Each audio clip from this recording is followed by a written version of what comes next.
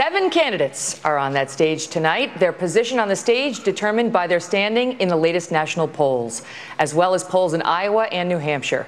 And here they are. Texas Senator Ted Cruz. Florida Senator Marco Rubio. Neurosurgeon Dr. Ben Carson. Former Florida Governor Jeb Bush. New Jersey Governor Chris Christie. Ohio Governor John Kasich. And Kentucky Senator Rand Paul. Apparently Iowa's near Kentucky. Tonight's rules are simple. Up to 60 seconds for each answer, 30 seconds for each follow-up response. And if a candidate goes over the allotted time, you will hear this. Oh, double. Wow. I think the double is the one we want. Very pleasing. We have a crowd of about 1,600 here, and while they have agreed to respect the candidates and listen intently, we can tell you they are very excited to be here. Am I right?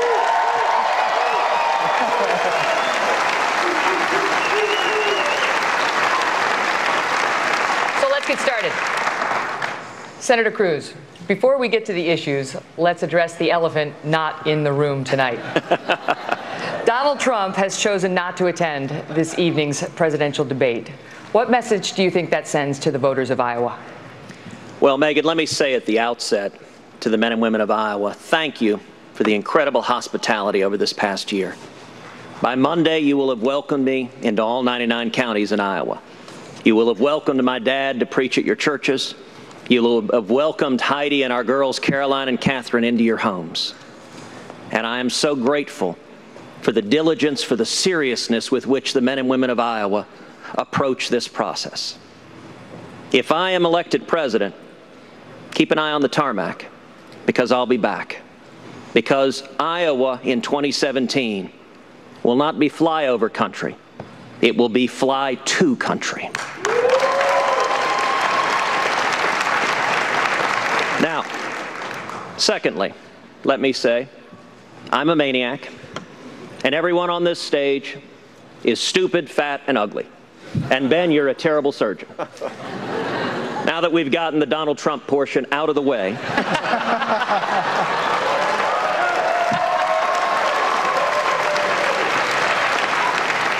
I want to thank everyone here for showing the men and women of Iowa the respect to show up and make the case to the people of this state and the people of the country why each of us believe we would make the best commander-in-chief.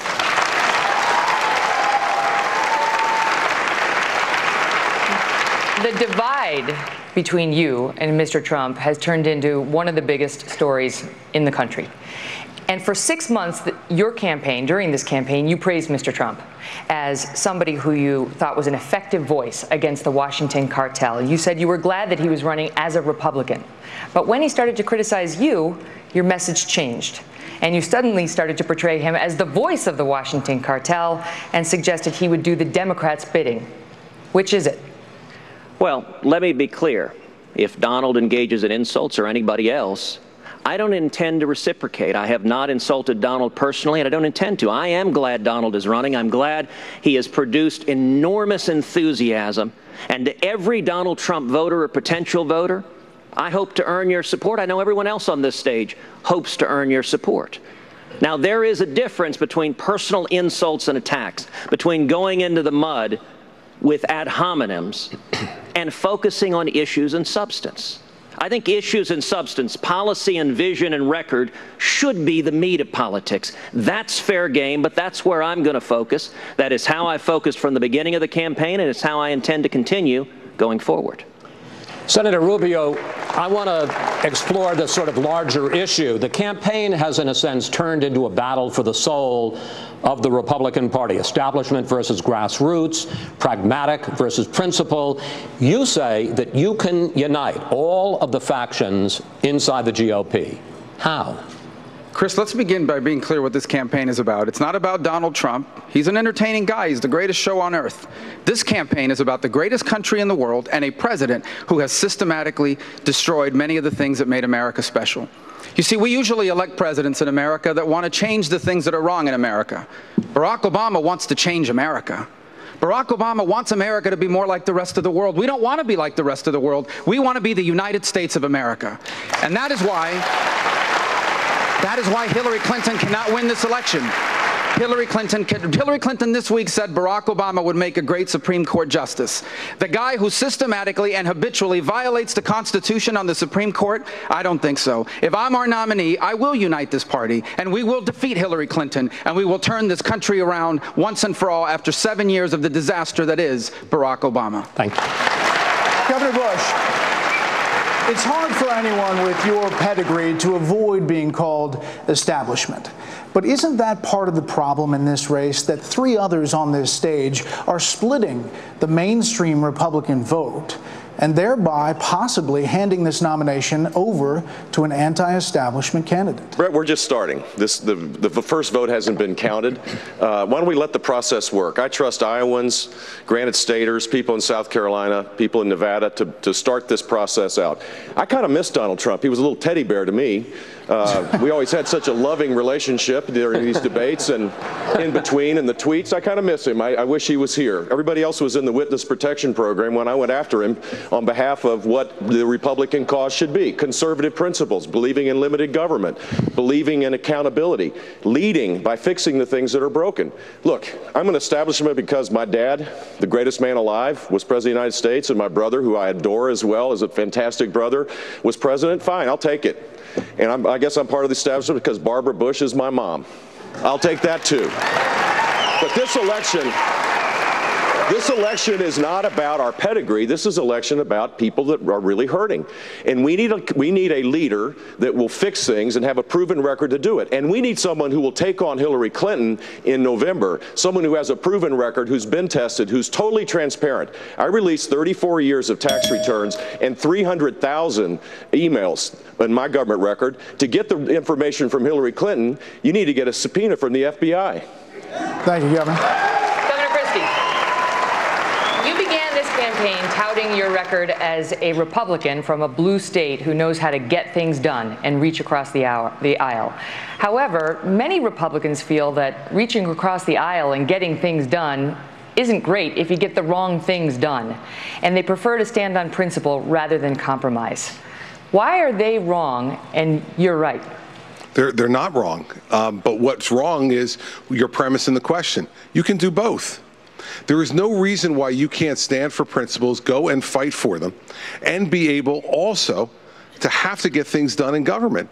You know, what people are frustrated about in Washington, D.C., and I know the folks out there tonight, are incredibly frustrated because what they see is a government that doesn't work for them. You know, for the 45-year-old construction worker out there who's having a hard time making ends meet, who's lost $4,000 in the last 7 years in his income because of this administration, he doesn't want to hear the talk about politics, Megyn, and who's establishment and who's grassroots and who's compromise and who's principle. What he wants is something to get done. And that's the difference between being a governor and having done that for the last 6 years in New Jersey and being someone who has never had to be responsible for any of those decisions. Barack Obama was never responsible for those decisions. Hillary Clinton has never been responsible for those kind of decisions where they were held accountable. I've been held accountable for 6 years as the governor of New Jersey, and with the Democratic legislature, I've gotten conservative things done. That is exactly what I'll do as President of the United States. Senator Paul, you're definitely not in the establishment category. But at the beginning of this campaign, you said you were your own man when asked about your father, former Texas Congressman and three-time presidential candidate Ron Paul. Senator Cruz's campaign is out with a video saying that Cruz is the intellectual and political heir to your father's 2012 campaign and the Liberty Movement.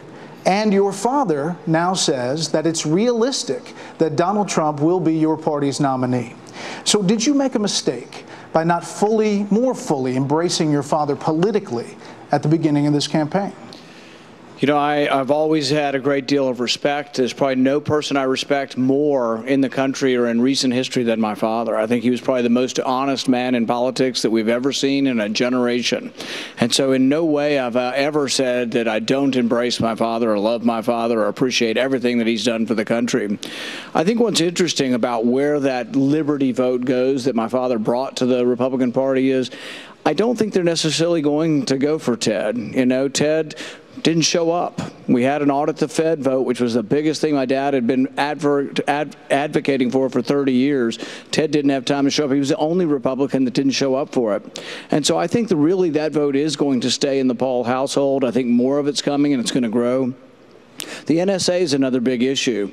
Ted said he was for NSA reform. But then he told Marco Rubio, oh, no, I voted for the bill because I'm for the government collecting 100% of your cell phone records. I don't think Ted can have it both ways.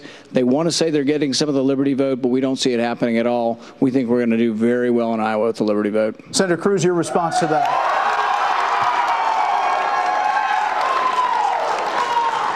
Well, I agree with Rand that I very much respect Ron Paul, and that I think anyone who's got to be able to win in the Republican Party has to be able to bring together the disparate elements of the Reagan coalition. You've got to be able to bring together conservatives and evangelicals and libertarians and stitch together a winning majority. When it comes to the audit the Fed bill, as Rand knows well, I was an original sponsor of the bill. I am strongly supportive of it. It didn't have the votes to pass, and I had commitments to be at a town hall in New Hampshire, but I look forward to signing that bill into law as president and to auditing the Fed and providing needed accountability at the Federal Reserve. But I was Senator Rubio. I think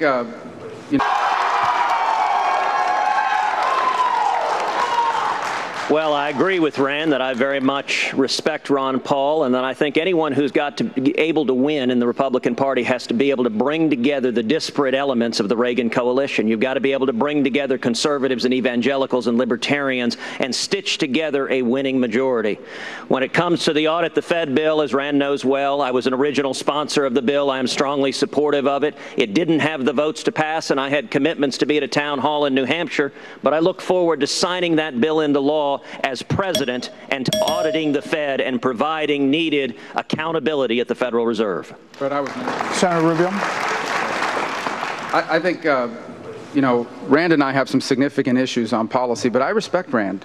He believes everything he stands for. I do respect Rand, but I want to be frank about what I stand for. I believe the world is a safer and a better place when America is the strongest power in the world. And I believe only with a strong America will we defeat this radical group, this apocalyptic group called ISIS. That's why when I'm president, we are going to rebuild our intelligence capabilities, and they're going to tell us where the terrorists are. And a rebuilt U.S. military is going to destroy these terrorists. And if we capture any of these ISIS killers alive, they are going to Guantanamo Bay, Cuba. And we're going to find out everything they know. Because when I'm president, unlike Barack Obama, we will keep this country safe. Thank you, Senator. Governor Mike, may I respond?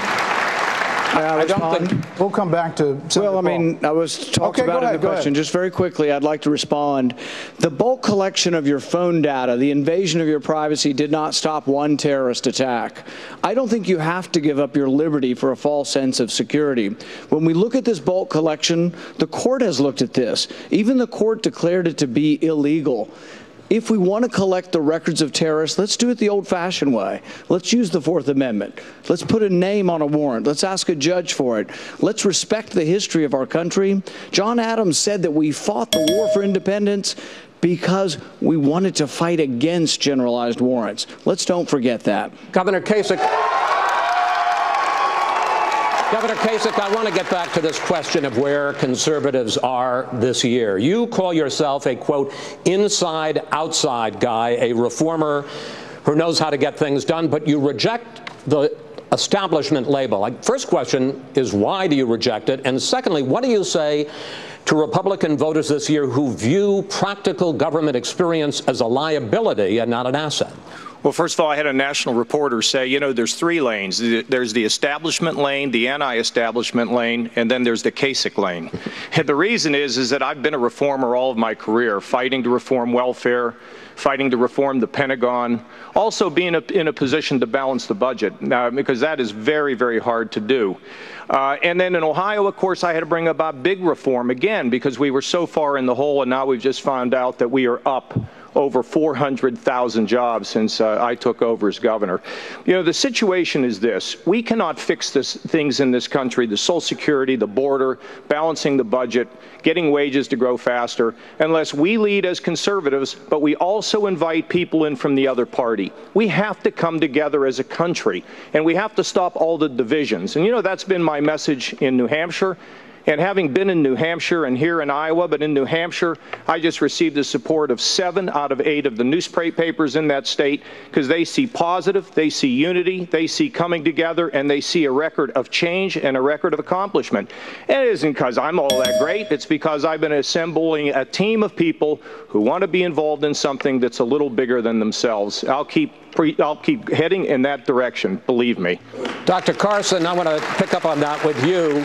Governor Kasich likes to say he knows how to land the plane. You've landed a lot of planes in the OR. But what about the idea of running for president with no experience in government at all? Well, I will gladly confess that I'm the only one on this stage with no political title. You're not going to hear a lot of polished political speech from me, but you will hear the truth.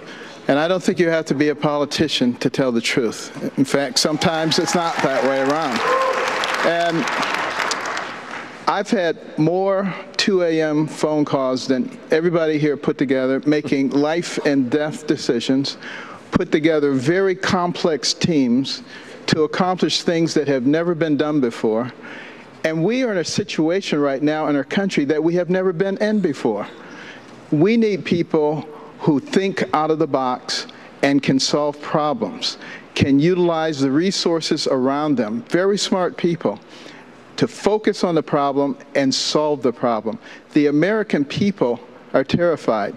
That's why we have this abnormal situation going on right now. We don't need more of the same solutions. We need different solutions to solve the problems and to save our nation. Gentlemen, we're now going to start to drill down into specific issues that are on voters' minds, and we're going to start with one of the biggest ones, which is foreign terror. According to Google, ISIS was by far the most searched foreign policy topic over the last year. Senator Cruz, you talk tough about fighting terrorism. You talk about carpet bombing into oblivion. You talk about seeing if the sand will glow at night. But critics say that your record does not match up to that. You opposed giving President Obama authority to enforce his red line in Syria. 3 years in a row now, you have voted against the Defense Authorization Act. How do you square your rhetoric with your record, sir? Well, Chris, I will apologize to nobody for the vigorousness with which I will fight terrorism, go after ISIS, hunt them down wherever they are, and utterly and completely destroy ISIS. You know, you claim it is tough talk to discuss carpet bombing. It is not tough talk. It is a different fundamental military strategy than what we've seen from Barack Obama. Barack Obama right now, number one, over 7 years, has dramatically degraded our military. You know, just 2 weeks ago was the 25th anniversary of the first Persian Gulf War. When that war began, we had 8,000 planes. Today we have about 4,000. When that war began, we had 529 ships. Today we have 272. You want to know what carpet bombing is? It's what we did in the first Persian Gulf War. 1,100 air attacks a day. Saturation bombing that utterly destroyed the enemy. Right now, Barack Obama is launching between 15 and 30 air attacks a day. He's not arming the Kurds. We need to define the enemy. We need to rebuild the military to defeat the enemy, and we need to be focused and lift the rules of engagement so we're not sending our fighting men and women into combat with their arms tied behind their backs. Senator Rubio, does Senator Cruz's record match his rhetoric? Well, again, I mean, obviously, as already been pointed out, the only budget that Ted has ever voted for is a budget that Rand Paul sponsored that brags about cutting defense spending. And I think that's a bad idea for the following reason. ISIS is the most dangerous jihadist group in the history of mankind. ISIS is now found in affiliates in over a dozen countries. ISIS is the group that burns people alive in cages, that sells off little girls as brides. ISIS is the group that wants to trigger an apocalyptic showdown in the city of Dabiq. Not the city of Dubuque. I said that once around time. The city of Dabiq in Syria. They want to trigger an apocalyptic Armageddon showdown. This group needs to be confronted and defeated. They are not going to go away on their own. They're not going to turn into stockbrokers overnight or open up a chain of car washes. They need to be defeated debilitated militarily, and that will take overwhelming U.S. force. Today, we are on pace to have the smallest army since the end of World War II, the smallest Navy in 100 years, the smallest Air Force in our history. You cannot destroy ISIS with a military that's being diminished. When I'm president, we are rebuilding the U.S. military because the world is a safer and a better place when America is the strongest military in the world. Excuse me, Senator Cruz, you got 30 seconds. You were mentioned. Chris, in 1981, when Ronald Reagan came to the Oval Office, he encountered a military that had been debilitated just as the current military has. Just like Jimmy Carter weakened our readiness, undermined our ability to defend this country, so too has Barack Obama. Just as morale in the military has plummeted in the last 7 years, so it had then. What Reagan did is he began with tax reform and regulatory reform, unleashing the engine of the American free enterprise system. It brought booming economic growth, and that growth fueled rebuilding the military. I intend to do the exact same thing to defeat radical Islamic terrorism and to devote the resources from the booming economy to rebuilding our Navy, rebuilding our Air Force, rebuilding our Army, and ensuring we have the capacity to keep this country safe. My budget was mentioned. May I just say that we are going to continue the questions about foreign terror, gentlemen, right after this break. Let's get right back to the questions. Chris. Thank you. Governor Christie, you have compared both Senators Cruz and Rubio to Barack Obama, saying that we cannot afford another inexperienced president. You've also said that Senator Cruz's vote to curtail the NSA surveillance program made America less safe. Is either of them ready to be commander-in-chief? Well, let me tell you something. I do believe that the vote on NSA made the country less safe. But let me tell you what the country should really be worried about. I watched that town hall meeting with the Democrats the other night, and I heard Hillary Clinton ask a direct question by an Iowan, and that's what Iowans like to do. They like to ask direct questions. And they asked about her email situation. And here's what she said to the American people. She did it for convenience. For her convenience. She put America's secrets at risk for her convenience. She put American intelligence officers at risk for her convenience. She put American strategy at risk for her convenience. Let me tell you who's not qualified to be President of the United States, Chris. Hillary Rodham Clinton did that to our country. She is not qualified to be President of the United States. The fact is, what we need is someone on that stage who has been tested, who has been through it, who has made decisions, who has sit in a chair of consequence, and who can prosecute the case against Hillary Clinton on that stage. That is exactly what I am ready to do. Governor Bush.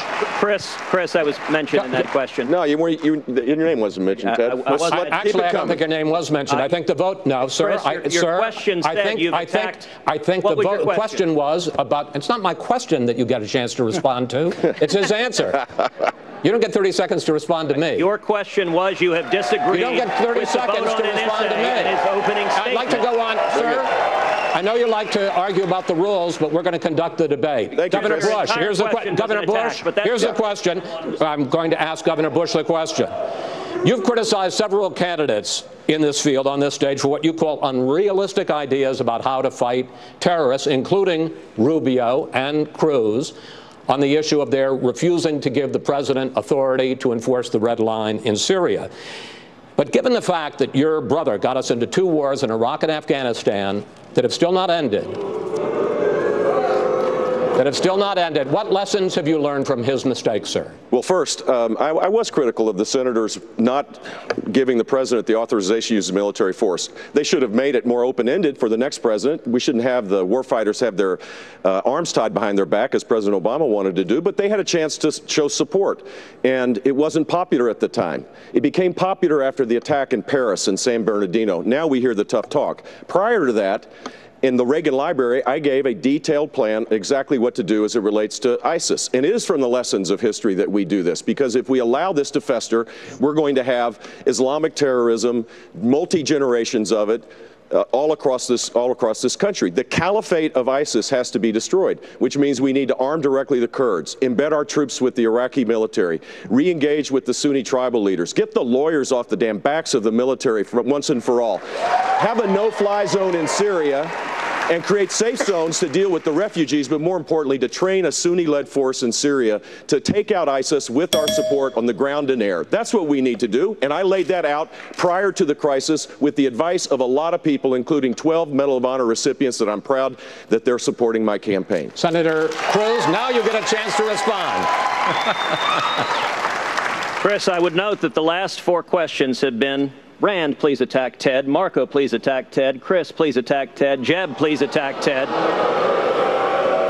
Let me just say this. It is a debate, sir. Well, no, a debate actually is a policy issue, but I will say this, gosh, if you guys ask one more mean question, I may have to leave the stage. Chris, the most important determination any voter is going to make in this election is who's best prepared to be commander-in-chief, who has the experience, who has the knowledge, who has the judgment, who has the clarity of vision and strength of resolve to keep this country safe. That is what this debate is all about, and I would suggest let's stay focused on those issues rather than just attacks directed at each other. I think the questions were about issues, but Senator Rubio, I was mentioned what would you like to say? Yes, sir. As well by Senator Cruz. First of all, I'd like to respond. Do I go? Let me go first, and then you can please recognize Rand after. But first of all, thank you, Marco. First of all, don't worry, I'm not leaving the stage no matter what you ask me. Good. And second of all, and I think, you know, Governor Jeb, the attack, the authorization that Barack Obama asked for was not against ISIS. It was against Assad. And John Kerry described it as attacks that would be unbelievably small. I don't think the United States should be engaged in symbolic military activity. So it was not against ISIS, it was against Assad. I think the United States military is already operating under rules of engagement that are too strict and that do not allow us to pursue victory. When I'm president, that will change. Chris, Senator Paul, go ahead. Thank you. The issue in Syria is a very important one, and it's one we need to get right. The question is, should we be bombing both sides of the war? Some want to topple Assad. In fact, they want to bomb ISIS and Assad simultaneously. I think that's a really, really bad idea. In fact, I've said for several years that arming the allies of ISIS will make the situation worse. That what we really need to do is defeat ISIS, but if you defeat Assad, what you will wind up with is a larger and more powerful ISIS that occupies that space. You may well see an ISIS that takes over all of Syria. Chris. There was a question about foreign policy, by the way, and experience, and I thought if I didn't jump in, I might not be able to tell everybody this. I think they'd want to hear it. Look, I served on... We'll be talking about foreign policy a little bit later. We're going to talk... We have a lot to cover, but we want to turn the page to domestic terror. But wait a minute. The only reason is... No, because we want to turn the page to domestic terror, and let me tell you why. We're partnering with Google on this debate, and they're telling us that their search results have gone through the roof. I've always listened to you, Megyn. Go ahead. You're a good man, Governor Kasich. Yes. Thank you. The search results, the searches for terror issues, for safety issues in America have gone through the roof, increased over 400% since 2008. People are worried. They're worried about what's happening in the country and about a domestic terror attack, as all of you know. Now, in combating this threat, Senator Rubio, you've advocated closing down mosques. We'll get back to you. You have advocated closing down mosques, diners, any place where radicalization is occurring. You told me that. But the Supreme Court has made clear that hateful speech is generally protected by the First Amendment. In other words, radical Muslims have the right to be radical Muslims unless they turn to terror. Doesn't your position run afoul of the First Amendment? Megyn, that's the problem. Radical Muslims and radical Islam is not just hate talk, it's hate action. They blow people up. Look what they did in San Bernardino. Look at the attack they inspired in Philadelphia that the White House still refuses to link to terror, where a guy basically shot a police officer 3 times. He told the police, I did it because I was inspired by ISIS. And to this day, the White House still refuses to acknowledge that it had anything to do with terror. Look, the threat we face from ISIS is unprecedented. There has never been a jihadist group like this. They have affiliates in over a dozen countries now. They are the best funded radical jihadist group in the history of the world, and they have shown a sophisticated understanding of the laws of other countries on how to insert fighters into places, and they are actively plotting to attack us here at home and around the world. We must keep America safe from this threat. And yes, when I am President of the United States, if there is some place in this country where radical jihadists are planning to attack the United States, we will go after them wherever they are, and if we capture them alive, they are going to Guantanamo.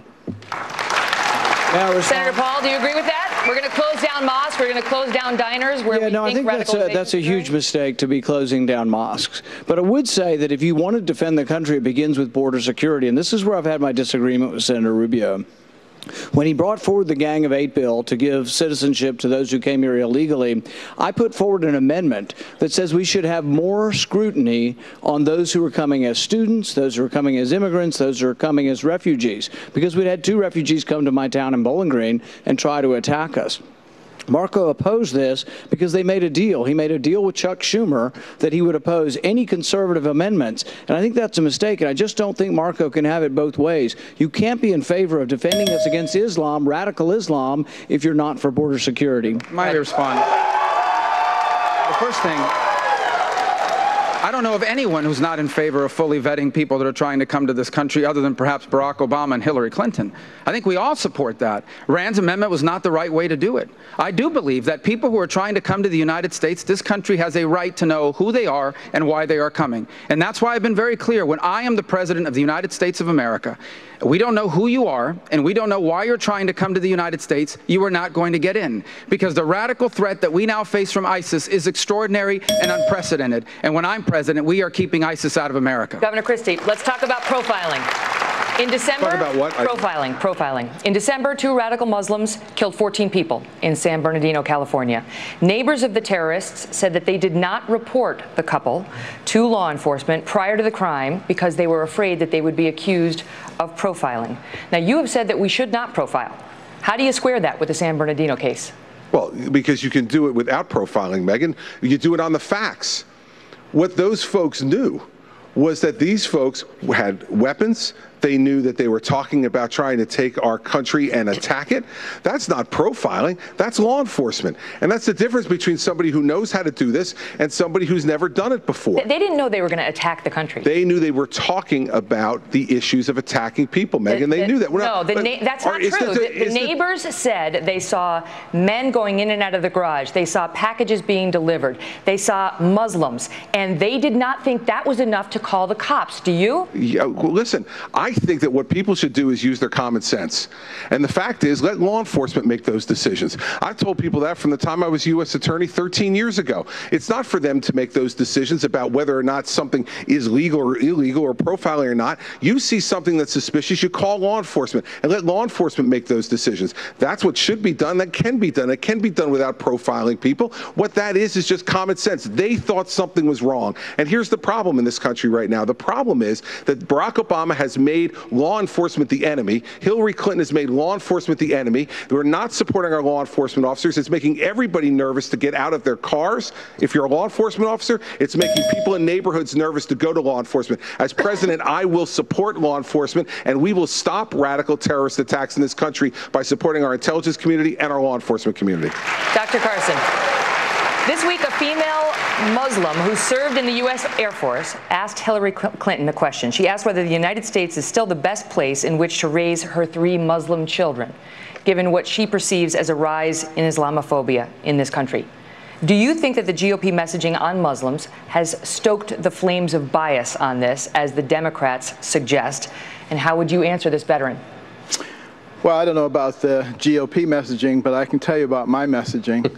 You know, we need to stop allowing political correctness to dictate our policies, because it's going to kill us if we don't. And, you know, in the Holy Land Foundation trial in 2006 in Texas, you know, they had a memorandum, an explanatory memorandum, that talked about the fact that Americans would be easy to overcome and to commit civilization jihad because they were going to be trying to protect the rights of the very people who were trying to subvert them. But, you know, I believe in the Teddy Roosevelt philosophy. Teddy Roosevelt said, we are a nation of immigrants.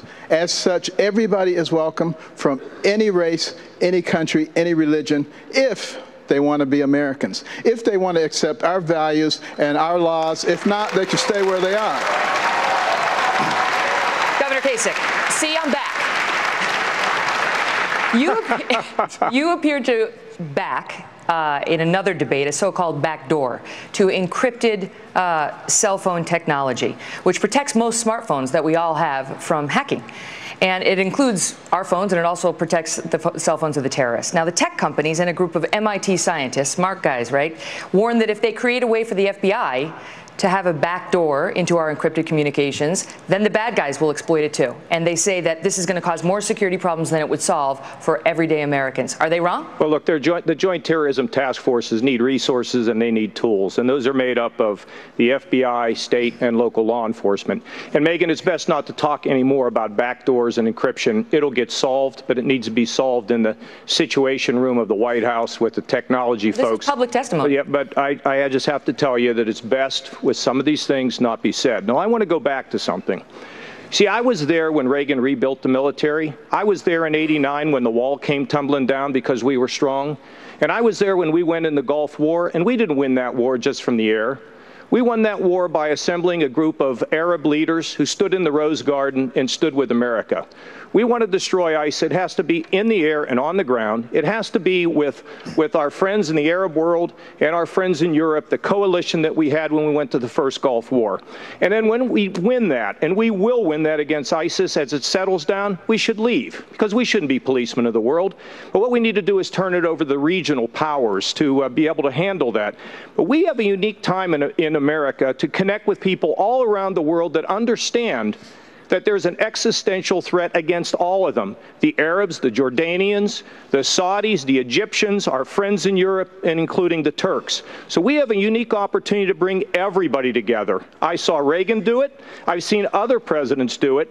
And frankly, if you want to be commander-in-chief, you have to have the experience. At the same time we're doing all that, the Pentagon must be reformed so we get what we need for our men and women in uniform. All of that together, we're going to be just fine, and America is going to continue to lead the world. Governor, thank you. Governor Bush, just today, a Wounded Warrior organization designed to help wounded veterans and their families is coming under fire for raising tens of millions of dollars, but spending almost half of that on travel and hotels and dinners and luxury, lavish conferences. So taking care of veterans is obviously a huge issue in the country that has asked so many to serve and sacrifice so much. If you were president, would you police these charity organizations that say they're helping vets? Of course, and there's all sorts of ways that can be done at the state, local, and federal level to do that. But the first duty of the next President of the United States is to fix the mess in the Department of Veterans Affairs. That's his first responsibility. Look, we have waiting lists for veterans that are leaving because of the sequester, where we're gutting the military. More and more military personnel are leaving, becoming veterans, and the waiting list grows. They've given out $140 million of bonuses to Veterans Department employees, including reducing the waiting list without giving veterans care. People died, and only 3 people have been fired. I will make sure that we fire the sheer incompetence inside the Department of Veterans Affairs, and that we'll give veterans a choice card so that they don't have to travel hours and hours to get care if they want to go to their private provider. You want to make the Veterans Administration do a better job? Give veterans choices, and you'll get a much better result. And as it relates to all the other organizations, let me give you a good example. In Houston, Texas, there's an organization in place because someone acted on their heart, wanted to make sure that there's no homeless veterans in Houston. And they've come pretty close to that without federal government assistance. We need to mobilize the entire country to deal with our veterans and treat them with much more respect than they get today. Governor Bush, thank you. Speaking of veterans, we have a question from a veteran who is one of the top YouTube creators. Over the course of the evening, gentlemen, we will hear from some of YouTube's most followed stars. And here's one of them.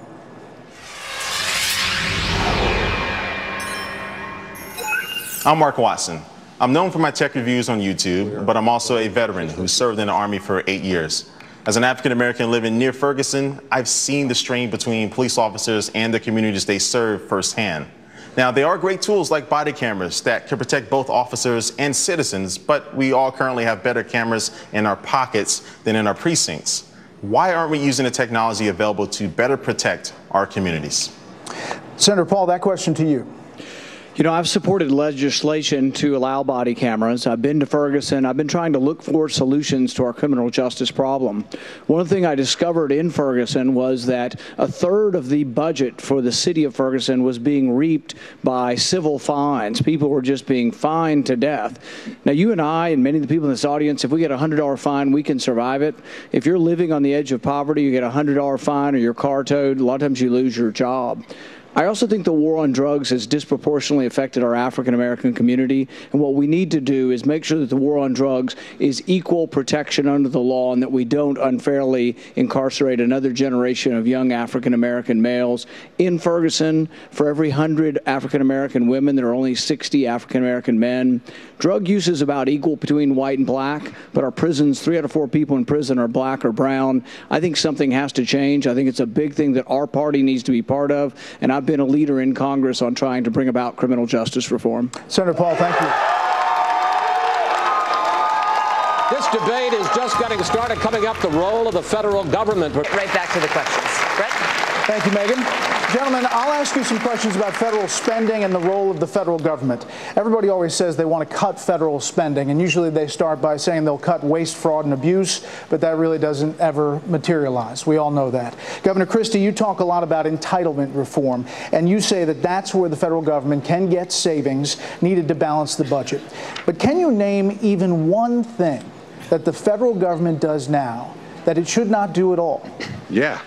You want one? I want one. Yeah. How about one that I've done in New Jersey for the last 6 years, and that's get rid of Planned Parenthood funding for the United States of America. Anything bigger than that? Bigger than that? Let me tell you something. When you see thousands upon thousands upon thousands of children being murdered in the womb, I can't think of anything bigger than that. Thank you, Governor. I realize everyone on this stage opposes Obamacare, and you're not alone. Google data shows that in the last month, when people searched policy repeals, that there were a lot of them. Obamacare took the top 2 spots, but today there are millions of people who gained health insurance from Obamacare, and they now rely on it. So the question, Senator Cruz, if you repeal Obamacare, as you say you will, will you be fine if millions of those people don't have health insurance? And what is your specific plan for covering the uninsured? Sure. Well, let's take it one at a time. First of all, we have seen now in 6 years of Obamacare that it's been a disaster. It is the biggest job killer in this country. Millions of Americans have lost their jobs, have been forced into part-time work, have lost their health insurance, have lost their doctors, have seen their premiums skyrocket. If I am elected president, we will repeal every word of Obamacare. Now, once that is done, everyone agrees we need health care reform. It should follow the principles of expanding competition, empowering patients, and keeping government from getting in between us and our doctors. 3 specific reforms that reflect those principles. Number 1, we should allow people to purchase health insurance across state lines.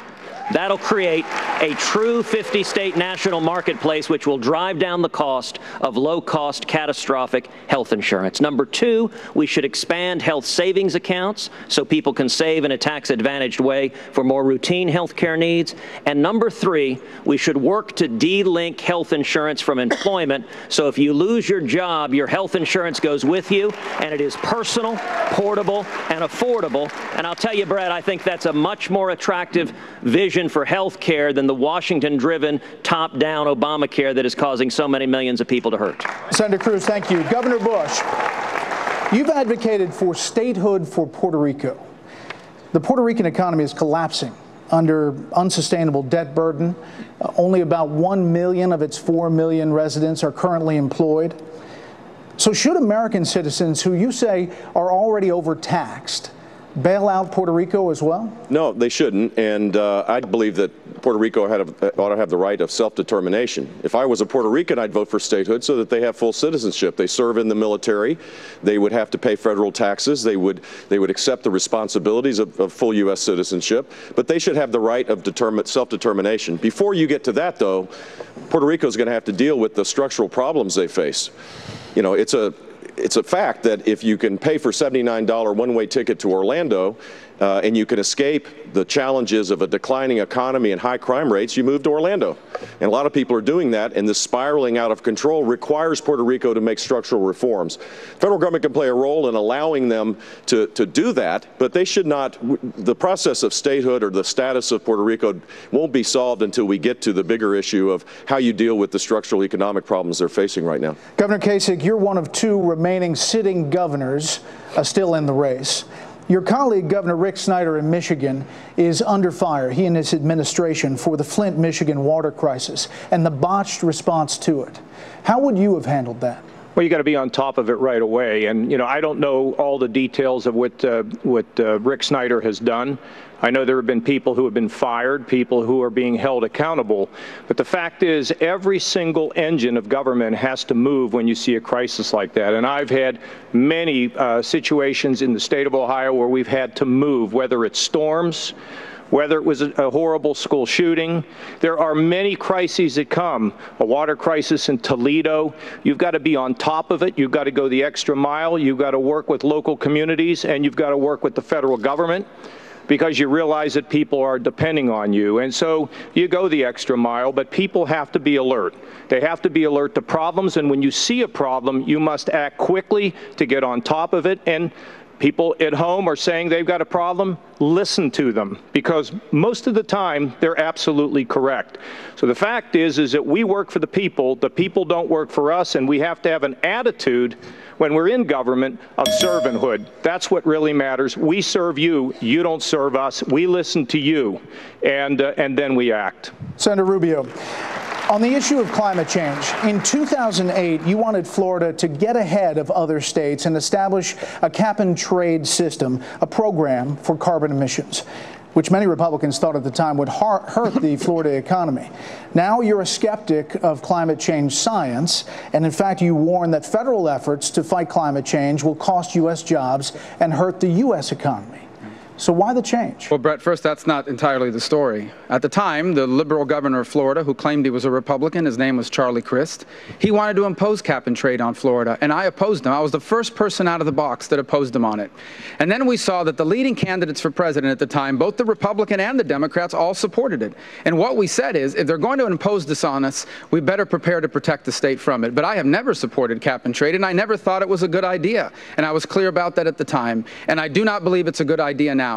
I do not believe that we have to destroy our economy in order to protect our environment, and especially with these programs they're asking us to pass that will do nothing to help the environment but will be devastating for our economy. When I am President of the United States of America, there will never be any cap and trade in the United States.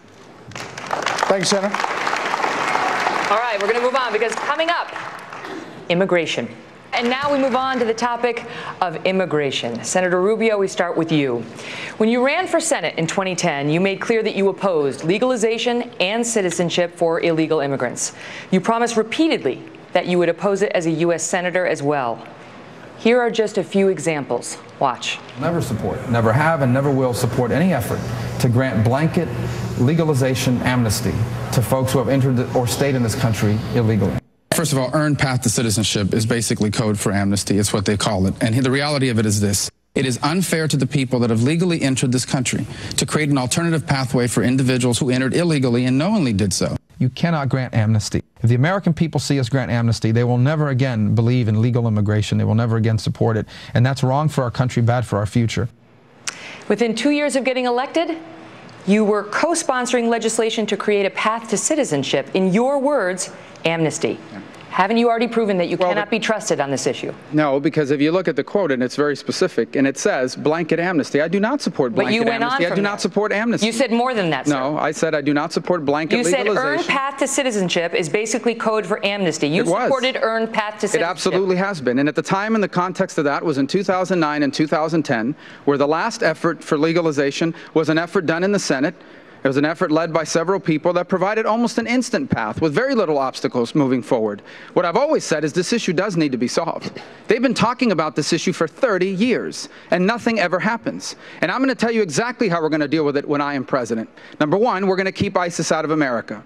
If we don't know who you are or why you're coming, you will not get into the United States. Number two, we are going to enforce our immigration laws. I am the son and the grandson of immigrants, and I know that securing our borders is not anti-immigrant, and we will do it. We will hire 20,000 new border agents instead of 20,000 new IRS agents. We will finish the 700 miles of fencing and walls our nation needs.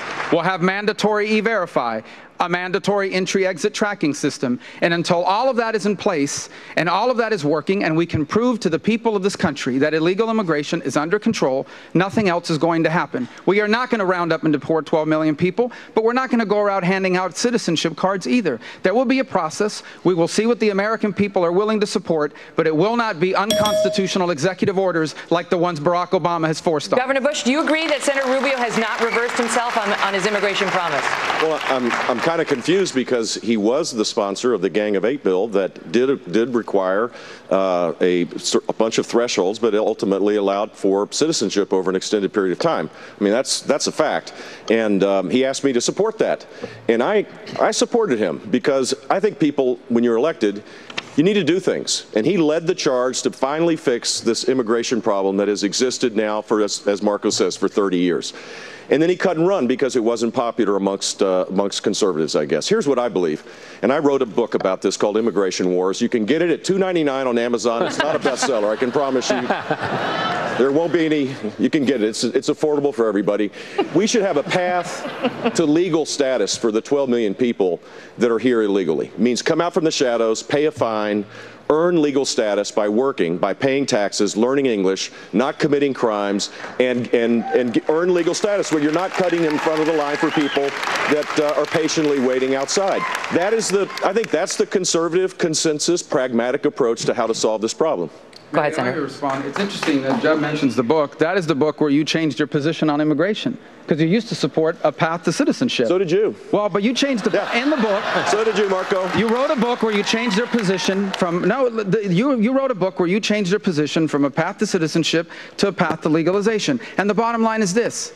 We are not going to be able to do anything on this issue until we first bring illegal immigration under control. The American people have been told for 30 years they're going to enforce the border, they're going to build the wall, and it never gets built, and it never happens. It is very clear there will be no progress on this issue in any way, shape, or form until you prove to the people of this country that illegal immigration is under control. And when I'm president, we are going to bring it under control once and for all after 30 years of talking about it. Marco, Go ahead. He brought up my name. I have supported a consensus approach to solving this problem wherever it came up. And then 2007, it almost passed when my brother was president of the United States. A bipartisan approach got close. Barack Obama actually had the poison pill to stop it then. And when you led the charge with the Gang of Eight, I supported it because you asked me to. I think it's important for people in elected office to try to forge consensus to solve problems. There's never going to be a perfect bill. All right. But when you didn't do that and you asked people to support, you shouldn't cut and run. But Megyn, you should stick with it. And that's exactly what happened. He cut and run, and that's a tragedy because Megyn, now it's harder and harder to actually solve this problem. There's not going to be any consensus on this issue until we enforce our immigration laws. That is abundantly clear. No, you are not going to be able to ram down the throat of the American people your approach. The only way we're going to be able to move forward after 2 migratory crises with minors, after 2 unconstitutional executive orders, the only way forward on this issue is to first bring illegal immigration under control. And until that happens, there's not going to be any consensus on this issue. Let's move on. Senator Cruz, when Senator Rubio proposed that bill creating a path to citizenship, you proposed an amendment. It would have allowed for legalization but not citizenship. Yes, it would. Pressed last month on why you supported legalization, you claimed that you didn't, right? Like you just did. I saw that. You argued that this was just a poison pill amendment, basically something designed to kill the bill and not actually get it through. But that is not, however, how it sounded at the time. Watch. I want this bill to be voted down. I don't want immigration reform to fail. I want immigration reform to pass. I believe if this amendment were to pass, the chances of this bill passing into law would increase dramatically. I believe if the amendments I introduced were adopted, that the bill would pass. And my effort in introducing them was to find a solution that reflected common ground and that fixed the problem. If the proponents of this bill actually demonstrate a commitment not to politics, not to campaigning all the time, but to actually fixing this problem, to finding a middle ground, That would fix the problem and also allow for those 11 million people who are here illegally a legal status with citizenship off the table. Was that all an act? It was pretty convincing. You know, the amendment you're talking about is one sentence. It's 38 words. Anyone can go online at tedcruz.org and read exactly what it said. In those 38 words, it said anyone here illegally is permanently ineligible for citizenship. It didn't say a word about legalization. But the bill allowed both. The bill you were amending allowed citizenship and legalization. But Megyn, the bill was 1,000 pages. I introduced a series of amendments, each designed to fix problems in the bill. The fact that each amendment didn't fix every problem didn't mean that I supported the rest of the bill. And I'll tell you who supported my amendment. Jeff Sessions, the strongest opponent of amnesty in the United States Congress. And he did so because taking citizenship off the table was important, and it revealed the hypocrisy of the proponents of this bill who were looking for votes. Listen, we can solve immigration. We just heard an argument back and forth that we can't solve immigration. I have a detailed immigration plan that is on my website, tedcruz.org. It was designed with Iowa's own Congressman Steve King and Jeff Sessions, and we have the tools in federal law to do this now. We can build the fence. We can triple the Border Patrol. We can end sanctuary cities by cutting off funding to them. We can end welfare for those here illegally. And what is missing is the political will, because too many Democrats and sadly too many Republicans don't want to solve this problem. If I am elected president, we will secure the borders, and we will end illegal immigration. Senator Paul, you know how Washington works. Do you buy that?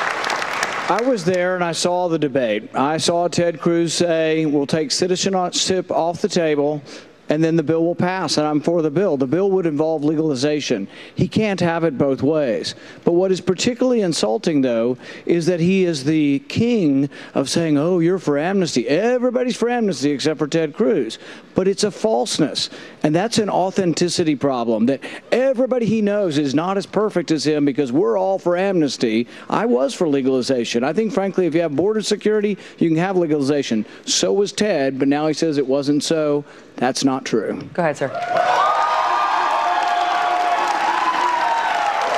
You know, John Adams famously said, facts are stubborn things. The facts are very, very simple. When that battle was waged, my friend Senator Rubio chose to stand with Barack Obama and Harry Reid and Chuck Schumer and support amnesty. And I stood alongside Jeff Sessions and Steve King, and we led the fight against amnesty. And if you want to know who's telling the truth, you should look and ask people like Jeff Sessions and Steve King and Rush Limbaugh and Mark Levin, all of whom say, as Jeff Sessions said, responding to these false attacks just recently in Alabama, he said if it wasn't for Ted Cruz, the Gang of Eight Rubio-Schumer bill would have passed, but because Ted stood up and helped lead the effort, millions rose up to kill it. Senator Rubio, even Chuck Schumer, your co-sponsor of that bill, agrees with Ted Cruz on this. I understand, but let me respond. I was mentioned on this in this answer, and so I'm going to respond on this way. This is the lie that Ted's campaign is built on, and Rand touched upon it. That he's the most conservative guy, and everyone else is a rhino. The truth is, Ted, throughout this campaign, you've been willing to say or do anything in order to get votes. Ted, you worked for George W. Bush's campaigns. You helped design George W. Bush's. You helped design George W. Bush's immigration policy. And then when you got to the Senate, you did an interview with CBS News that wasn't even part of the video, where you said on the issue of people that are here illegally, we can reach a compromise. And then in the committee, you said, I want to bring people out of the shadows. Now you want to trump Trump on immigration. But you can't. We're not going to beat Hillary Clinton with someone who's willing to say or do anything to win an election. Go ahead, Senator Cruz.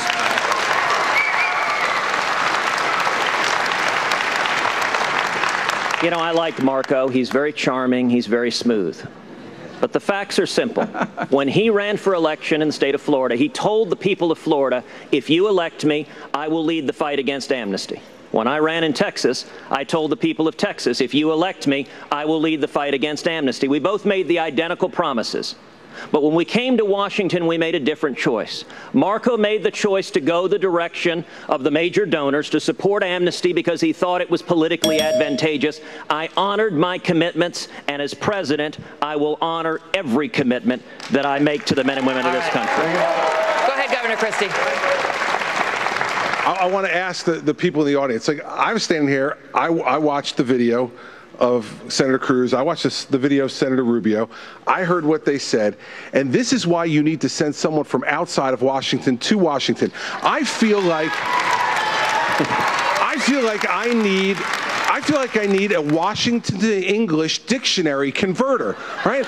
I mean, I heard what they both said. I saw it on the video. And the fact is, this is what makes a difference when you're a governor. You can change your mind. Ted could change his mind. Marco could change his mind. It's perfectly legal in this country to change your mind. But when you're a governor, you have to admit it. You can't hide behind parliamentary tricks. That's the difference, and that's the kind of leader we need in the White House. Stop the Washington Bull, and let's get things done. All right. Let's get to a YouTube question. This is a question from a YouTube creator with over 2 million subscribers. Watch.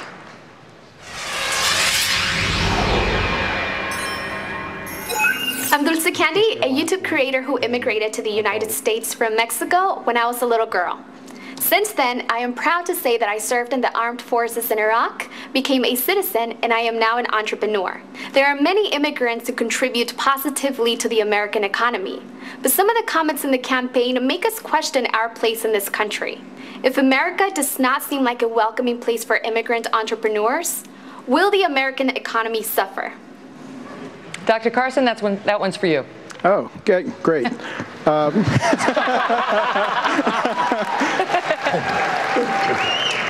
as I said before, we are a land of immigrants, but we have to be intelligent about the way that we form our immigration policies. And that's one of the reasons that I have called on us to declare war on the Islamic State, because we need to reorient our immigration policies and our visa policies for people who are coming into this country, because there are many people out there who want to destroy us. Now, I recognize that the vast majority of people coming in here probably are not those kinds of people, but that's not good enough. If you've got 10 people coming to your house and you know one of them is a terrorist, you're probably going to keep them all out. You know, we probably have to figure out a way to make sure that we keep America safe. I just... Go ahead, sir. That beautiful young woman who's an entrepreneur who served in the military, first of all, is deserving of our respect for service in the military and the fact that she's an entrepreneur. And we should be a welcoming nation. Our identity is not based on race or ethnicity. It's based on a set of shared values. That's American citizenship. And Dulce Candy, pretty cool name actually, that is now an entrepreneur over the YouTube, is part of that American experience, and we should celebrate it as conservatives. That's what we believe in. You can deal with the threat of terror and also recognize that this country should be aspirational across the board. Yeah, and I think that's the false choice. That's the false choice in this whole debate about immigration. Of course we're going to be a nation of immigrants. By the way, no nation on earth is more generous than America is. Every single year, close to 1 million people immigrate to the United States legally. There's no nation on earth that comes close to that number. I think the only argument is, aren't we a sovereign country? Are we not allowed to choose who comes in, when they come in, and how they come in? And that's not what's happening now. Right. I think the other problem is we have a legal immigration system that's outdated. It is primarily based on whether you have family members living here. In the 21st century, it has to be more of a merit-based system. And that is why our legal immigration system is in need of modernization. And we will always celebrate legal immigration like Dulce's great story. All right, we're moving on. Gentlemen, we're going to turn now to what we call electability, issues that you're either facing in the primaries or issues that you're certainly going to face in a general election. So you may not be altogether unhappy if you're not included in this round. Senator Cruz, you pride yourself on standing up to the D.C. cartel, but as we've seen to a certain degree tonight, there's a price for standing up to the D.C. cartel. 13 Republican senators have endorsed other candidates. None have endorsed you. Twice last year, you asked for a colleague to second a motion, a routine courtesy, on the Senate floor, and no senator would do it. Top GOP officials worry that if you're at the top of the ticket, some officials, that not only will you lose the White House, but it will tank the ticket all the way down the line. Question is, does your style sometimes get in the way of your ability to get things done, sir? Well, Chris, you are exactly right that I am not the candidate of career politicians in Washington. And I'll tell you, the endorsements that I am proud of are the over 200,000 volunteers across this country who have signed up to volunteer for our campaign. The endorsements that I am proud of are leading conservatives like Iowa's own Congressman Steve King, who is a national co-chairman of my campaign. The endorsements that I'm proud of are conservative leaders like Dr. James Dobson, and over 700,000 contributions nationwide, people going to our website, tedcruz.org. This is a grassroots campaign. And you know, when I ran for Senate in Texas, I told the people of Texas that I'm not going there to go along to get along. Washington is broken. And the people I have been accountable to every single day in the Senate are the 27 million Texans who I represent. And I made a promise to them that I make to you today, which is if I am elected, every single day I will do two things: tell the truth and do what I said I would do. Thank you, sir. Governor Bush, poll after poll shows you running among the worst in your party against Hillary Clinton. Even Mitt Romney said that a Bush v. Clinton head-to-head would be too easy for the Democrats. Yet still, you and the super PAC supporting you continue to blanket the airwaves with cutting ads, not against Mrs. Clinton, but against your fellow Republicans, especially Senator Rubio. Do these attacks do more harm than good by targeting those candidates who appear to have the best chance of defeating Mrs. Clinton? First of all, I've seen polls where I'm beating Hillary Clinton pretty regularly, and I believe I can because I have a proven record. A record of accomplishment, a record of cutting taxes, of shrinking the government, of reforming education, of challenging the status quo, eliminating career civil service protections, shrinking the government workforce by 11%, but leading the nation in job growth. That's the record of accomplishment that should be taken to Hillary Clinton, who has no record of accomplishment. So I'm confident if I win this nomination, I will aggressively go against her and beat her. As it relates to the super PACs, I have no control over that. And this is beanbag compared to what the Clinton hit machine is going to do to the Republican nominee. The simple fact is we all have a record. It'll all be scrutinized. There's give and take. It's called politics. And that's the way it is. I'm running hard, and I believe I'll be the Republican nominee, and I'll be the one best suited to beat Hillary Clinton, who should not be president of the United States. Senator Rubio, first, before I ask you the question, any response to Governor Bush? Well, I believe, and I know, that if Iowa helps make me the Republican nominee, I will defeat Hillary Clinton. Hillary doesn't want to run against me, but I cannot wait to run against her. And I cannot wait to earn the opportunity to do it, because she cannot be the President of the United States. She wants to put Barack Obama on the Supreme Court of the United States of America. She said that here in Iowa just 2 days ago. That would be a disaster for this country. So I hope and pray and cannot wait until this state and others give me an opportunity to serve this party as its nominee, because I will defeat Hillary Clinton. Now, let's talk about electability, Senator. Time magazine once called you the Republican savior. Rush Limbaugh and others said you likely will be president someday. But if you look at the recent average of polls in your home state of Florida, you're in third, trailing Donald Trump by 24 points. If the people who know you best have you there, why should the rest of the country elect you? Well, let me be clear about one thing. There's only one savior, and it's not me. It's Jesus Christ, who came down to earth and died for our sins. And I've always made that clear about that cover story. As far as the polls are concerned, Iowa, on Monday night, you're going to go to a caucus site, and you'll be the first Americans that vote in this election. You will be the first Americans that get to answer the fundamental question, what comes next for this country after 7 disastrous years of Barack Obama? And let me tell you what the answer better not be. It better not be Bernie Sanders. Bernie Sanders is a socialist. I think Bernie Sanders is a good candidate for president of Sweden. We don't want to be Sweden. We want to be the United States of America. And Hillary Clinton is disqualified from being the commander-in-chief of the United States. In fact, one of her first acts as president may very well be to pardon herself, because Hillary Clinton stored classified information on her private server, and Hillary Clinton lied to the families of those 4 brave Americans who lost their life in Benghazi. And anyone who lies to the families of Americans who have died in the service of this country can never be Commander-in-Chief of the United States. Thank you, Senator.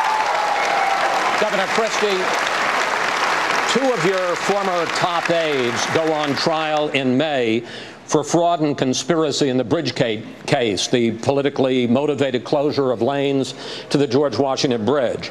Another former aide who has already pleaded guilty and will likely testify for the government, as you know, says that you knew about this whole deal.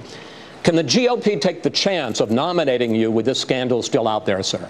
Sure, because there's been 3 different investigations and proven that I knew nothing.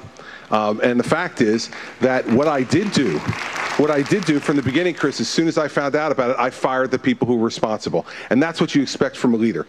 And I'll tell you something else. I inherited a state in New Jersey that was downtrodden and beaten by liberal democratic policies, high taxation, high regulation. And this year in 2015, New Jersey has had the best year of job growth that our state has ever had in the last 15 years. That's because we put conservative policies in place. And I'll tell you one other thing. You know why the Republican Party will want to take a chance on me? Because they know that Hillary Clinton will never be prosecuted by this Justice Department, and they're going to want to put a former federal prosecutor on the stage to prosecute her next September, and there is no one on this stage better prepared to prosecute the case against Hillary Clinton than I am. I will be ready. I will take her on, and when I take her on, I guarantee you one thing. She will never get within 10 miles of the White House. The days for the Clintons in public housing are over. Much more to come, including where the candidates stand on foreign policy. Gentlemen, almost 60% of Republican caucus goers identify themselves as evangelicals, so I'd like to spend a few minutes exploring social issues. Governor Kasich, you talk a good deal about your faith. In fact, you say it played a role in your decision to expand Medicaid, and you say that when you meet St. Peter at the pearly gates, he's going to ask what you did for the poor, not what you did to keep government small. Senator Cruz is on the opposite side of this issue from you, so does that mean that you're getting in and he isn't? No, you know, Chris, here's what happened with Medicaid in my state. We took the growth of Medicaid from over 10% in my second budget to 2.5% without cutting off one person or cutting one benefit, because we innovated the government, and now mom and dad can stay in their own home rather than being forced into a nursing home. And then we decided we could bring $14 billion of our money. I mean, Washington doesn't have any money. It was our money. We brought them back to tend to the mentally ill, because I don't think they ought to live in prison or live under a bridge, to treat the drug addicted so they're not in and out of door policy out of the prisons, and to help the working poor so they don't live in emergency rooms. How's it worked? Well, we have treated the drug addicted in our prisons, and we released them into the community, and our recidivism rate is less than 20%. That's basically bordering on a miracle because of our great prison director.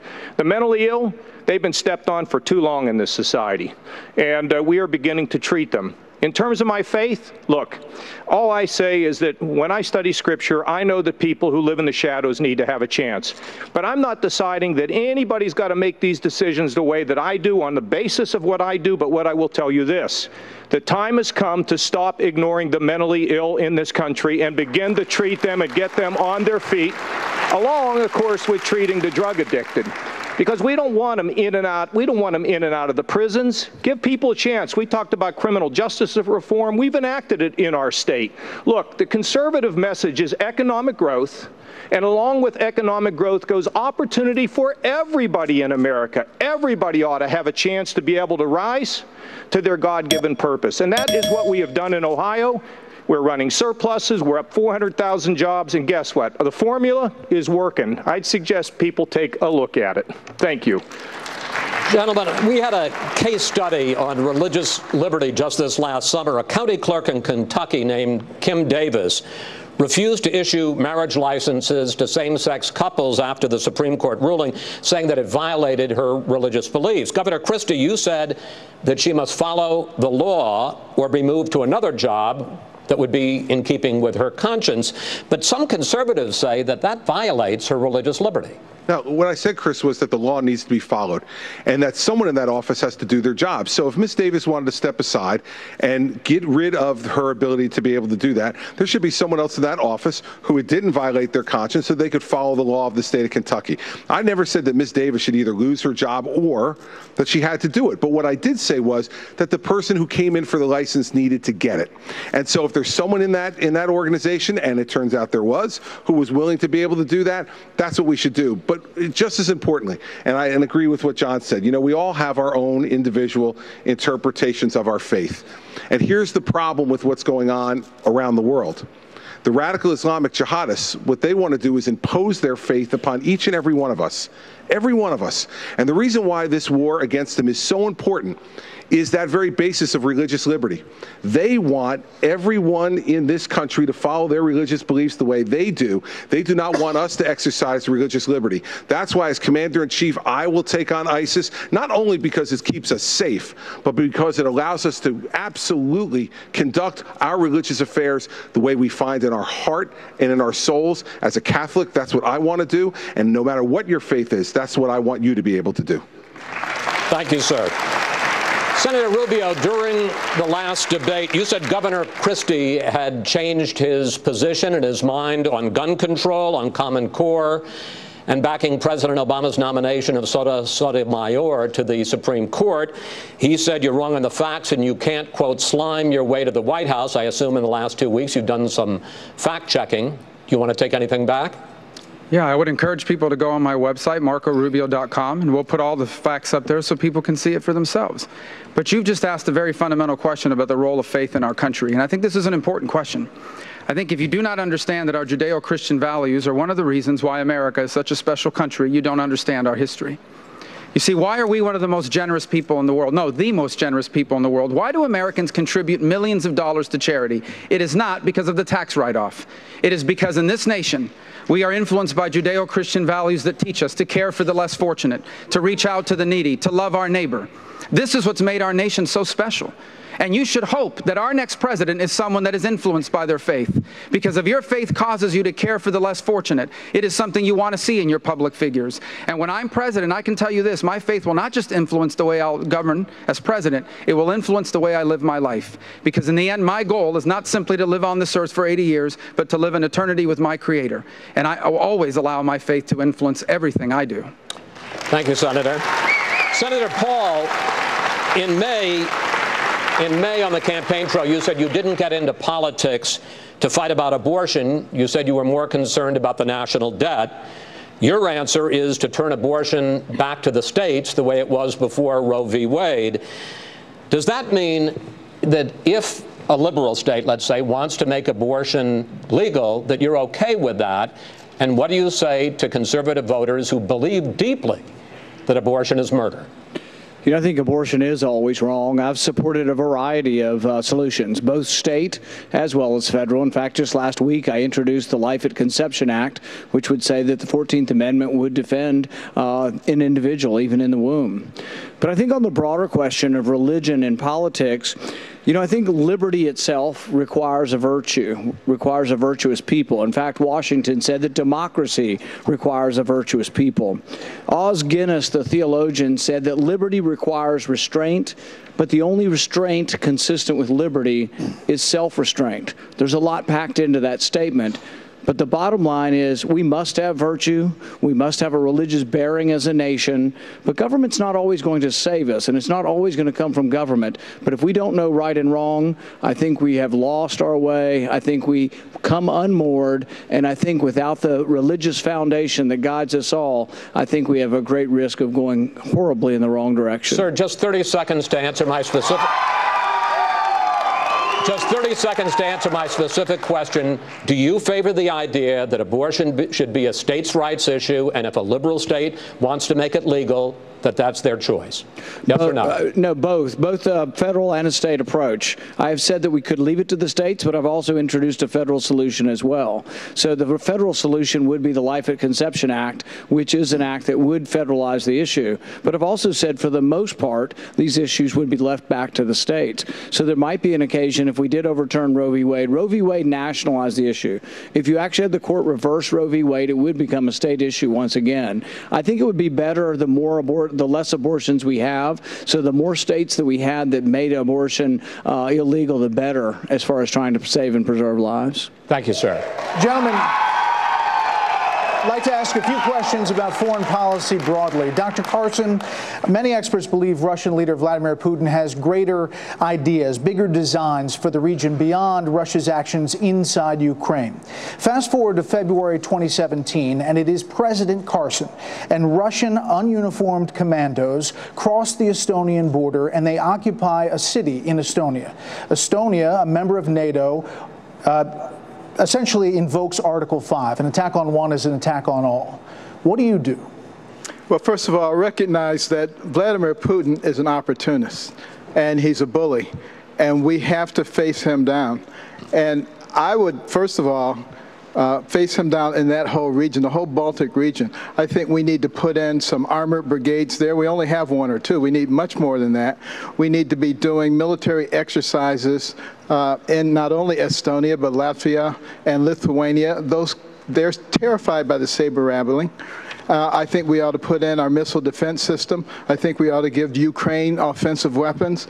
And I think we ought to fight them on the economic basis, because Putin is a one-horse country, oil and energy, and we ought to fight them on that level. We ought to be helping in terms of the technology for fracking, keeping the price low, quite frankly, because that's what's keeping him contained. So yes, I absolutely would go in if he attacked.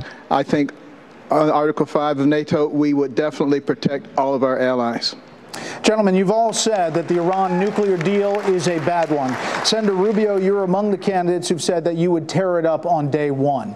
But as you know, Iran has already received tens of millions of dollars, tens of billions of dollars in this deal, and has quickly reestablished ties economically with Europe. The major concessions, in other words, are up front in this deal. So should you win, by the time you take office, the remaining parts of the deal would be the constraints on Iran. So why blow up those constraints on day one, letting Iran off the hook? Well, let me first describe Iran, because they're not just a normal nation state, and we have no quarrel with the Iranian people. But the Iranian leader, their supreme leader, is a radical Shia cleric who has an apocalyptic vision of the future. He views himself not simply as the leader of Iran, but as the leader of all Muslims, all Shia Muslims on the planet. And they have a desire not simply to conquer the Middle East and to become the dominant power in that region, but ultimately to be able to hold America hostage.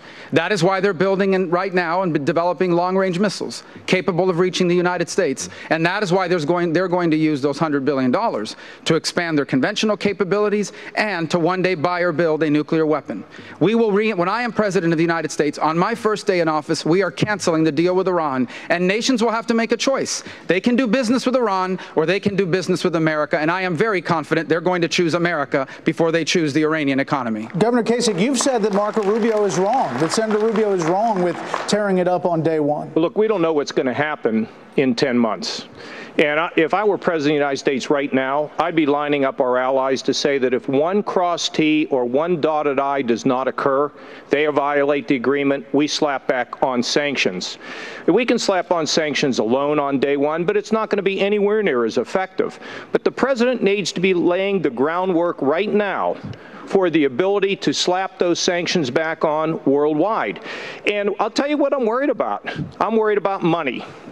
You read about all the companies now that are doing business, about to do business in Iran.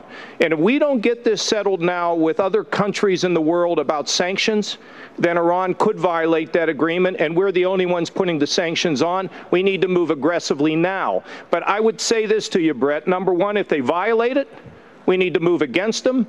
And number two, if we find out they're developing a nuclear weapon and we know how to get to it, we're going to go take it out. That is what we have to do. We cannot let things get farther down the road like we did with North Korea. But Governor Kasich, you know that the most powerful sanctions are the multilateral ones. That's right. And these European countries are already reestablishing these ties. I know, Brett. They don't want... But, Brett, here's the problem.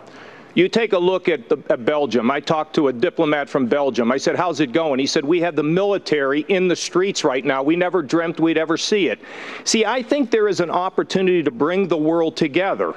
The Turks are being threatened. We know about the French. We know about the Belgians. We know about the Brits. Everybody is under fire and under attack, and we have to stand together as an alliance.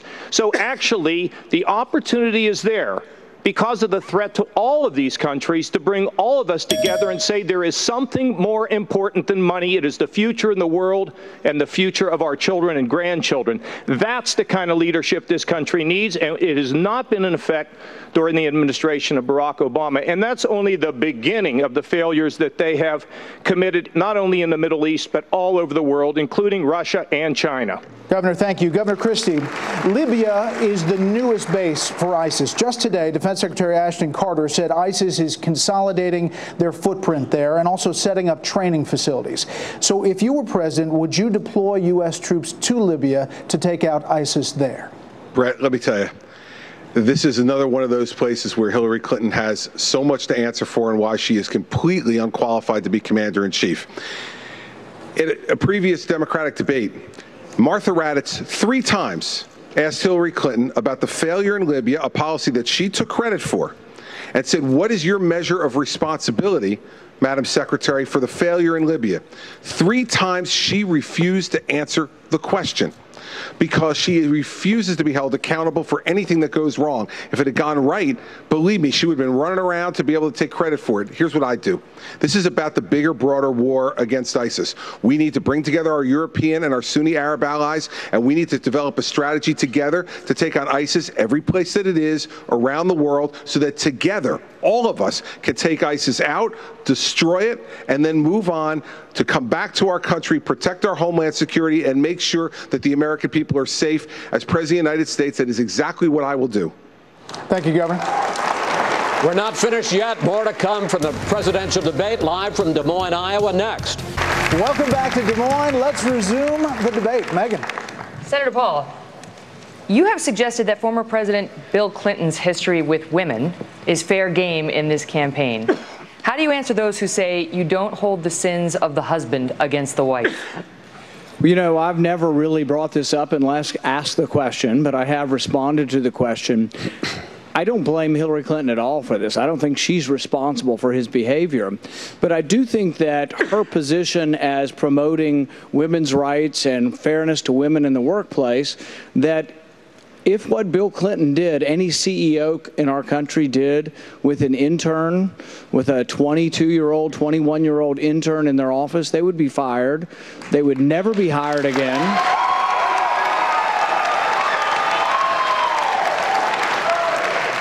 Fired, never hired again, and probably shunned in their community.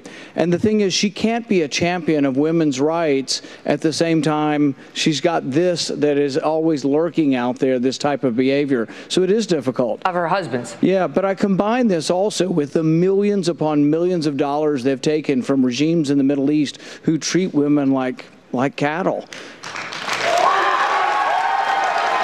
We have another question from one of YouTube's top creators. Here it is.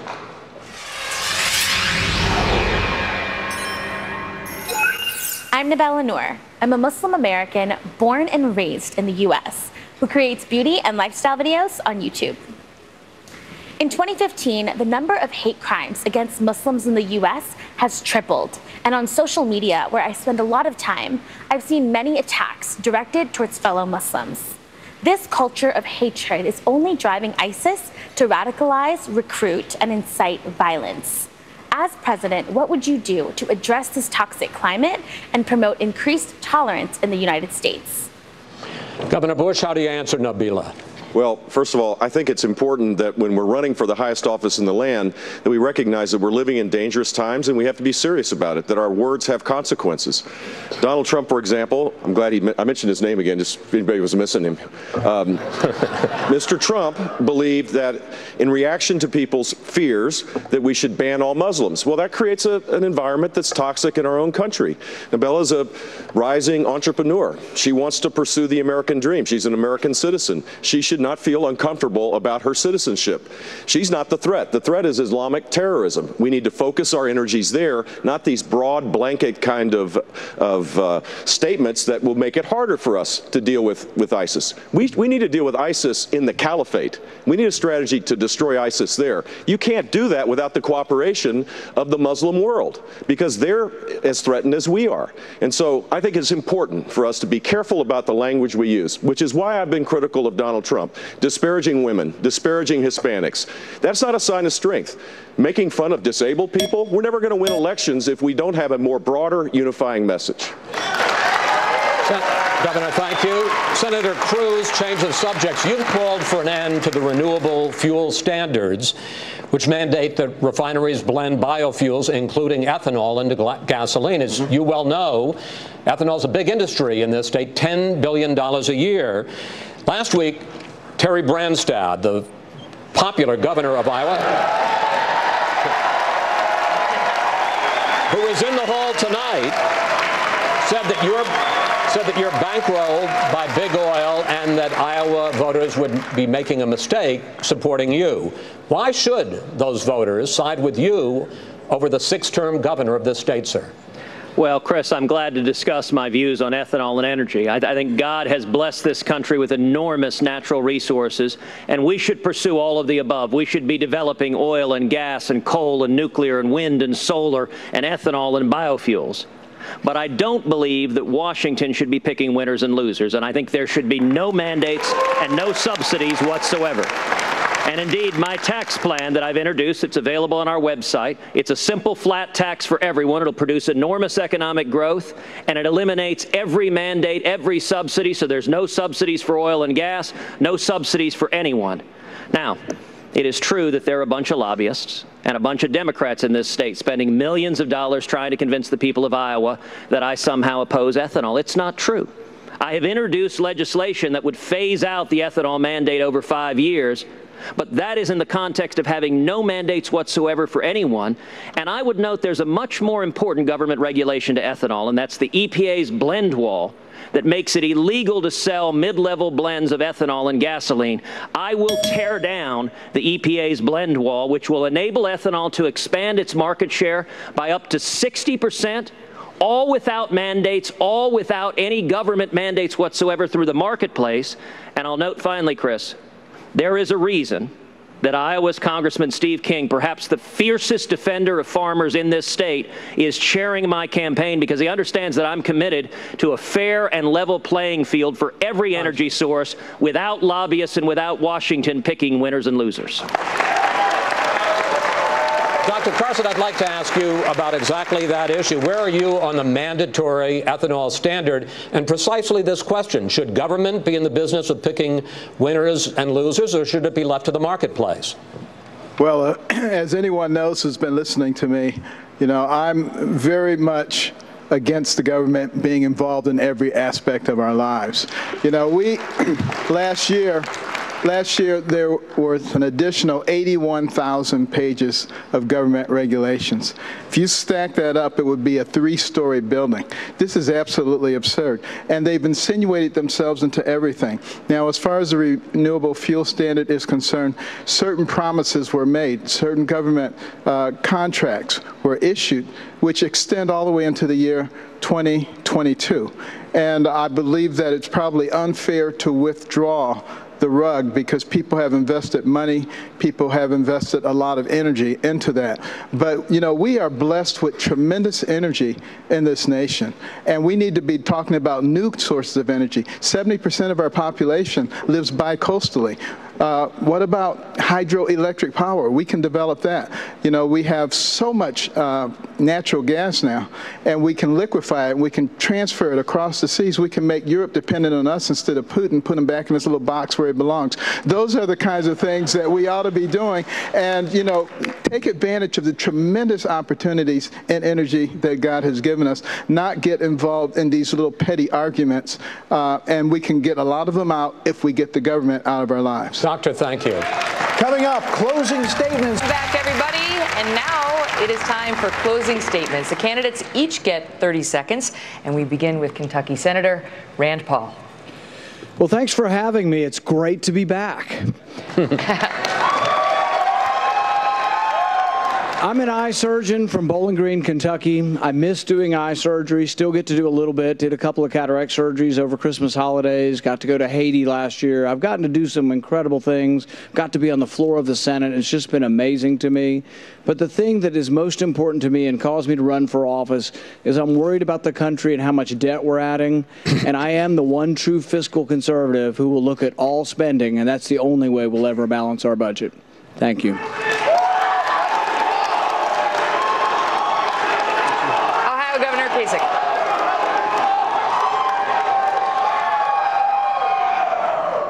You know, one of our biggest national security issues is the world looks at us sometime and we look at each other and say, why can't we solve problems? I've got news for you. We can. We can, in fact, create jobs and provide job security. We can create a situation where wages begin to rise. We can create a situation for our children to be able to get a decent job to pay down their college debt. We can reassume our role in the world. But all this has to come together when we have a positive attitude, an optimistic approach, an ability for us to set the tune as conservatives, but to invite other people in to be part of that orchestra. You see, ladies and gentlemen, at the end of the day, I'm an optimist because I've seen so many things get accomplished in my lifetime, and we can do it again together, all of us, to strengthen this country. Work together. Thank you. New Jersey Governor Chris Christie. On September 11th, my wife was 2 blocks from the World Trade Center.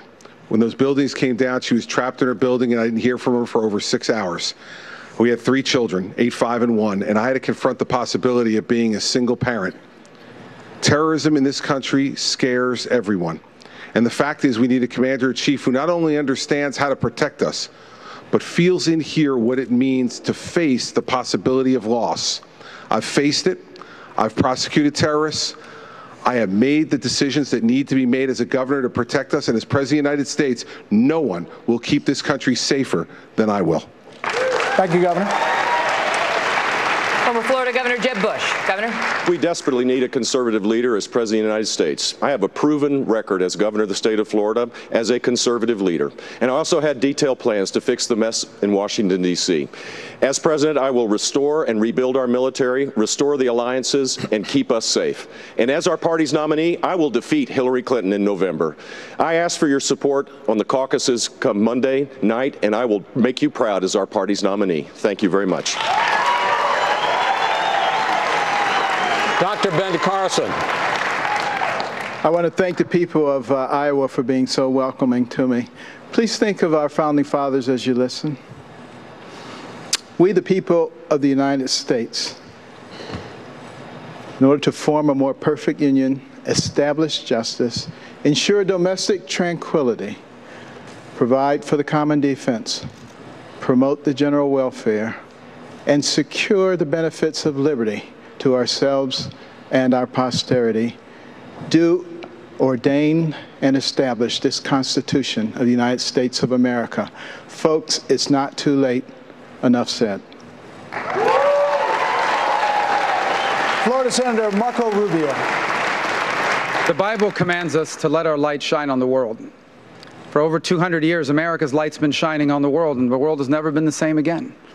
But now that light is dimming a little after 7 years of Barack Obama. And that's why Monday night, what will happen here in Iowa is so important. I'm asking you for your vote. Caucus for me on Monday night, because if I'm your nominee, I will unite this party and I will defeat Hillary Clinton. And when I'm president, America's light will shine again, and the 21st century will be a new American century. Senator. Texas Senator Ted Cruz. Senator. 93 hours.